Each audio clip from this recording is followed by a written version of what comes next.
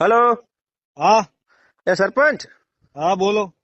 એ ઓલા છોકરાને અહીંયા મોકલો હો પંચાયતે. કા શું કામ હે? કૂપન અને આધાર કાર્ડ લઈને મોકલો હે. હા રાશન તો લેવાનું બાકી છે. અરે ના, તો રાશન હું આ સંક્રાંત નથી આવતી. હા હા હા તો મને તલાટી મળ્યા હતા, તેને મને કીધું કે છોકરાને મોકલજો કે કૂપન ને આધાર કાર્ડ લઈ હા અને પંચાયતે મોકલજો સરપંચ પાસે કે એક સભ્ય દીઠ 5-5 પતંગો આપે છે કે. હે શું આપે? સભ્ય દીઠ 5-5 પતંગો, અમારી 4 જણાની સભ્ય છે ને. હા હા તો 20 પતંગો છોકરાને આપી દેજો.